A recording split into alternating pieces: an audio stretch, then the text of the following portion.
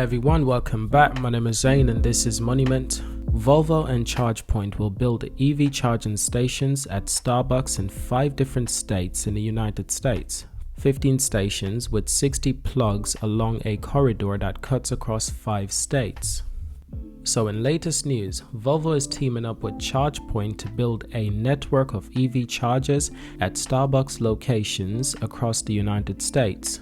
So in this distant future, you'll be able to sip your coffee while your electric vehicle sips electrons.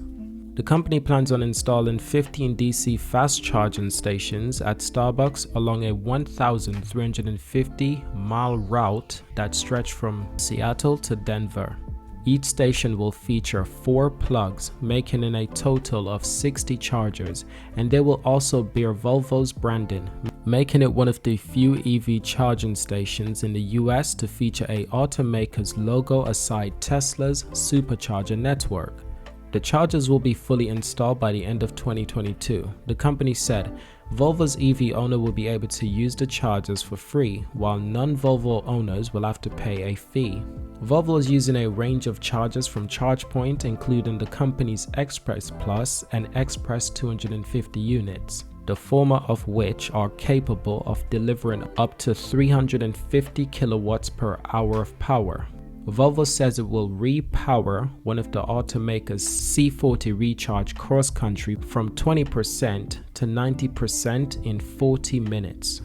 Now additionally, the spokesperson also declined to put a number on the size of Volvo installments in the project. DC fast chargers, which can range from 50 kilowatts per hour of energy output to more than 350 kilowatts per hour, are amongst the most expensive types of EV chargers to install. A public level 2 charger, which comprise a vastly majority of ChargePoint's chargers in the US, might cost $2,000 out of the box, but a DC fast charger of 150 kilowatts per hour or more can cost between $100,000 to $250,000 US. Now additionally, charging an electric vehicle is much different from refueling a gas vehicle. Whereas you can take less than 5 minutes to refill a gas tank, it can take hours to recharge an EV battery. Now in recent years, electric vehicles have become much more efficient at charging at a much faster pace. Most electric vehicles can get up to a full charge in less than an hour these days, which I do think is quite impressive because it wasn't too long ago that this would have taken 2 to 3 hours just to get anywhere to 70 or 80%. So the technology is speeding up, the technology is coming along a lot faster, and the technology will do a lot better in countries and cities where the weather is hot, because you can have these stations with solar panels essentially being powered by the sun. That's why Volvo and ChargePoints are siting their chargers at Starbucks. It's a tacit acknowledgement that EV owners may rather have a latte and relax in a coffee shop than sit in their cars while they wait. Other automakers have had similar ideas. Volkswagen, which owns the EV charging company Electrified America, installs many of its chargers in big box stores parking lots like Walmart and Target. And in 2018, Tesla submitted plans to build a massive 62-stall supercharger station in Santa Monica that features a restaurant and movie theater. So there are approximately 41,000 public charging stations in the United States, with more than 100,000 outlets. But finding one that actually works or isn't locked inside a gated parking garage can be a bit of a scavenger hunt for a lot of EV owners. So the charging experience in the US is extremely fragmented, especially for people who don't own a Tesla.